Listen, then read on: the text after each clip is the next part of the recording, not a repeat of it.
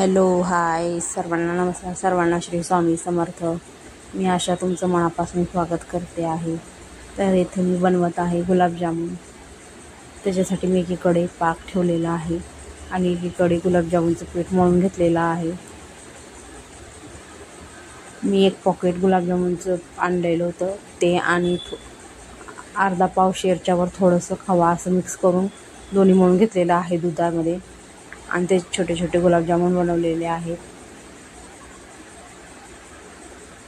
एकीकडे पाकाला ठेवले आणि एकीकडे तळण्याची तयारी चालू आहे. पाक होस तर का माझे सगळे गुलाबजामुन तळून तयार होतील. मग थोड्या वेळाने 5 मिनिटानंतर पाक झाल्यानंतर 5 मिनिटानंतर मग त्या टाकणार आहे त्या गुलाबजामुनवर तो पाक, म्हणजे तो चांगला मुरला जाईल. हे पहा किती छान सॉफ्ट अशी गुलाबजामुन तयार होतात आहे लगेचच.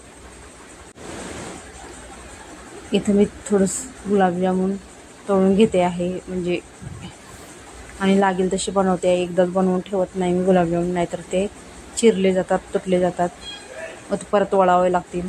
म्हणून थोडे थोडे वळते आणि थोडं थोडं हे करते. तोपर्यंत मी पातेलं शोधत होती. तर पातेल्यामध्ये काढण्यासाठी त्याच्यावरच आपल्याला पाक टाकून देता येईल त्या पातेल्यातल्या, म्हणजे छान मुरला जातो त्यामध्ये. आता मी पातेल्यामध्येच काढून घेणार आहे.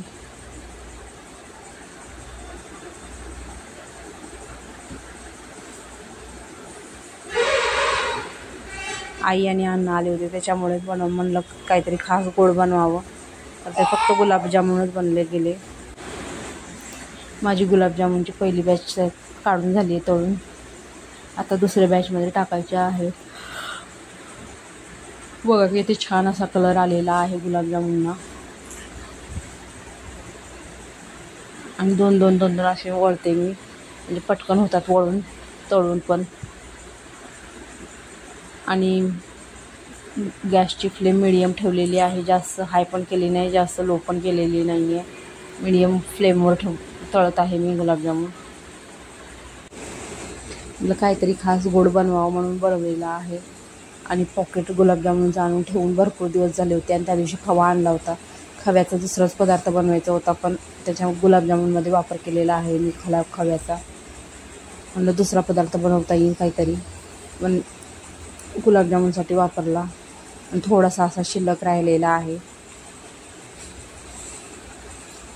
थोडासा उरलेला असा खवा, त्याची पण वेगळी रेसिपी तुम्हाला शेअर करीन खव्याची. तो कोणत्या कामाला उपयोगाला येते सगळे. हे पहा माझी दुसरी का तिसरी बॅच आहे तळून. फटाफट तळून घेतले, म्हणजे दुपारीच करून घेतले. दिवस मावळायला इकडे आमच्या इकडे उन्हाळ्यात लाईट वगैरे जाते, त्याच्यामुळे म्हणलं दिवसाच करून घ्यावे.